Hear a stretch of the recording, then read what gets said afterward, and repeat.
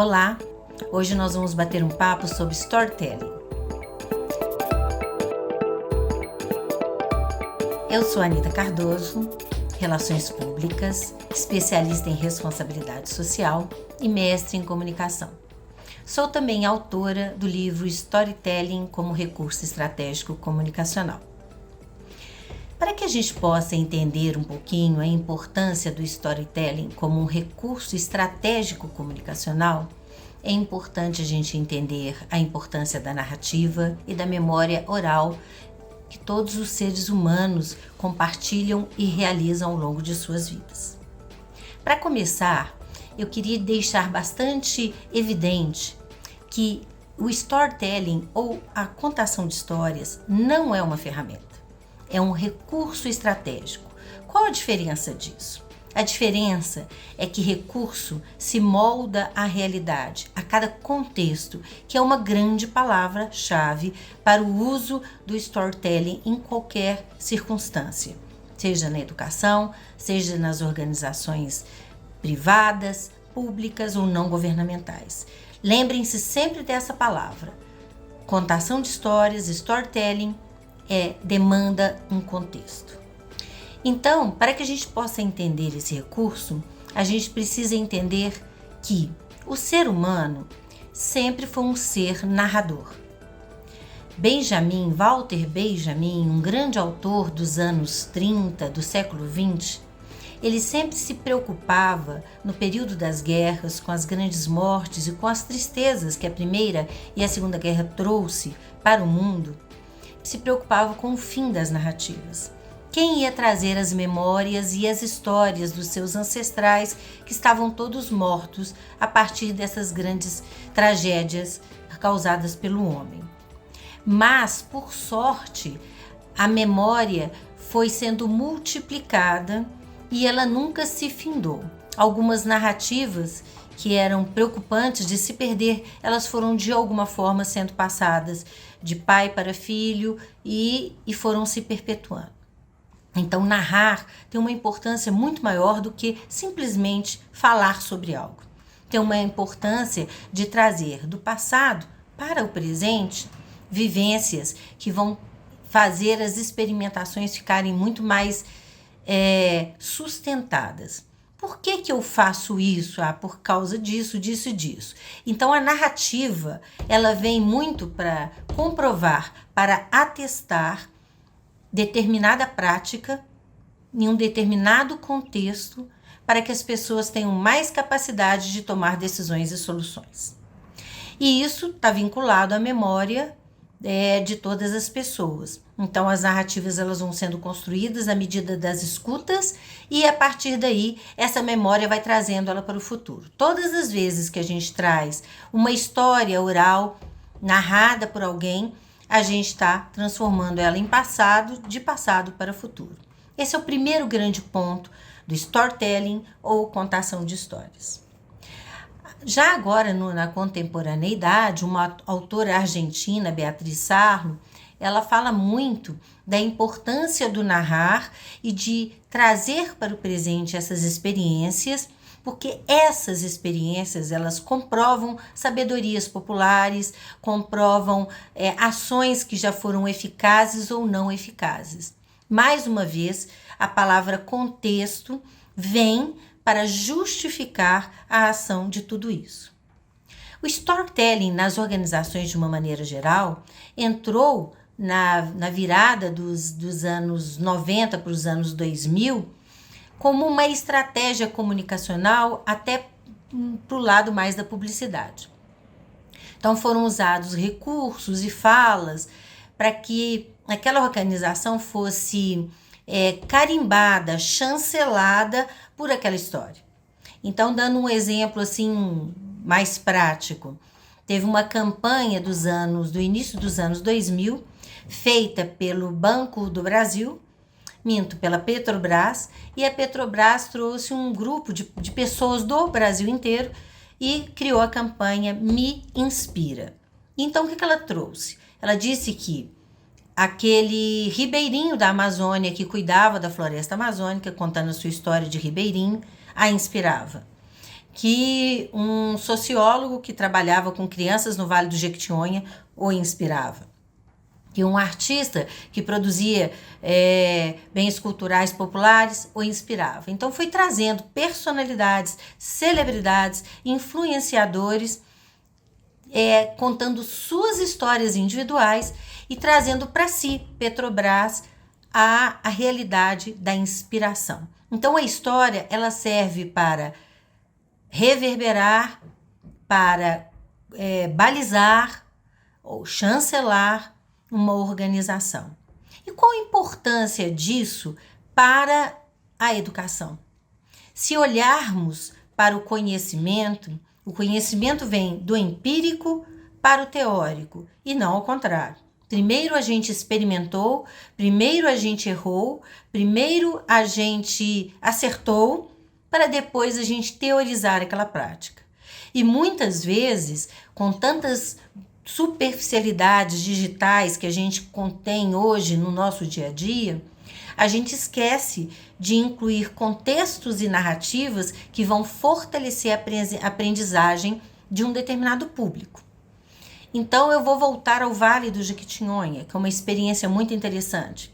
Existe lá uma ONG de um sociólogo que faz rodas de contação de histórias. Nessas rodas de contação de histórias, as pessoas, vamos chamar os anciãos da cidade, elas contam suas vivências, a experiência com o cactus do mandacaru, a experiência com determinada erva para fazer um chá, a experiência do seu letramento para toda a sua comunidade, principalmente para as crianças. E isso vai trazendo, através da história oral, da contação de histórias ou storytelling, a possibilidade das pessoas entenderem por que somos como somos, por que devemos mudar, por que devemos aprender e como devemos nos adaptar. Isso ainda mais na educação é importante, fortalece muito mais o conhecimento e a aprendizagem, quando você traz contexto.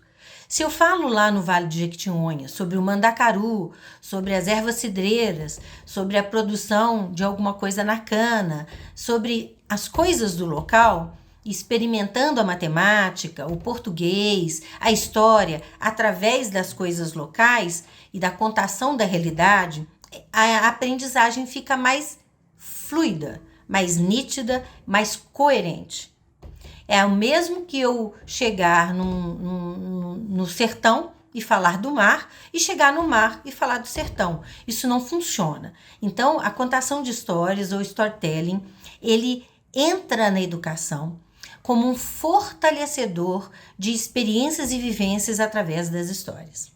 O MIT, que é uma importante universidade americana, usa o storytelling como base para alavancar os bancos de dados, que eles chamam lá de Big Data. E os bancos de dados deles são corroborados, chancelados, aprovados através das contações de histórias. Em uma determinada região da Califórnia, há alguns anos, logo no início do ano 2000, quando o MIT quis apresentar o storytelling nos seus processos educacionais, eles foram até uma comunidade que tinha problemas seríssimos de reconstrução ambiental. E foi conversando com os anciãos daquela região que eles entenderam o que tinha acontecido com aquela vegetação, com aquela forma de lidar com o solo, com a precarização das questões de volume de água, de sol, de verão, de inverno, com todas as problemáticas ambientais que tinham acontecido naquele momento, e dali eles puderam pegar todas aquelas estatísticas, aqueles estudos científicos, vincularem as histórias coletadas, as realidades vivenciadas, e aí sim eles conseguiram fazer uma transformação nos processos de recuperação daquela área, baseado em histórias vividas e dados, algoritmos de computador. Então, se você pega o storytelling como um recurso estratégico, comunicacional, local, e aplica ele à educação, a realidade da criança da favela vai ser diferente da realidade da criança que mora nos centros urbanos, que vai ser diferente da realidade da criança, ou até do adulto também que está estudando na universidade, que mora bem na mar, que mora entre montanhas, como em Minas Gerais. Cada realidade que mora na Amazônia, cada realidade contextualizada, com suas narrativas, ela aprova, chancela os aprendizados. Então, se você traz as histórias para dentro da sala de aula, você traz para dentro dos conteúdos básicos de uma educação uma realidade muito mais fácil de ser compreendida. E para finalizar, eu queria deixar só um último aprendizado que eu nem falava em storytelling ainda, eu nem pensava em estudar esse tema, muito menos escrever um livro sobre isso. Eu conheci uma mulher nos anos 90, no Amapá, e ela era uma professora mineira e que ela trabalhava com um sistema de educação de jovens e adultos, o EJA, o famoso EJA, que já é bem antigo, um sistema educacional antigo. E ela me chamou para assistir uma aula. E eu fui assistir essa aula e lá tinha, durante a noite, assim, dezenas de senhores e senhoras que vinham ali do campo, analfabetos, para aprender as primeiras formas de letras e tudo mais.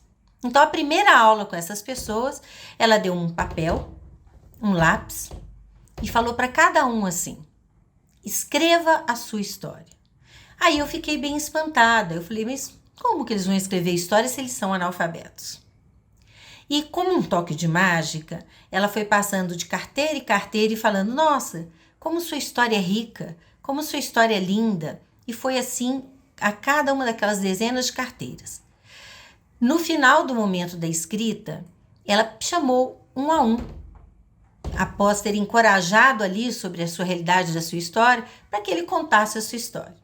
Então, levantaram da cadeira pessoas com um papel apenas rabiscado, apenas às vezes desenhado, sem nenhuma letra, e com o papel na frente do rosto, cada um contou a sua história. O processo de alfabetização, ele se dá e se deu naquele momento a partir do encorajamento e do fortalecimento da história daquele indivíduo ou daquelas dezenas de indivíduos e pessoas que não estavam acreditando nas possibilidades. Aí sim, quando ela apresentou a letra A, ficou tudo mais fácil, porque eles já sabiam escrever através das suas próprias histórias. Espero que tenha contribuído para que vocês possam transformar a educação numa educação mais forte e mais efetiva. Obrigada.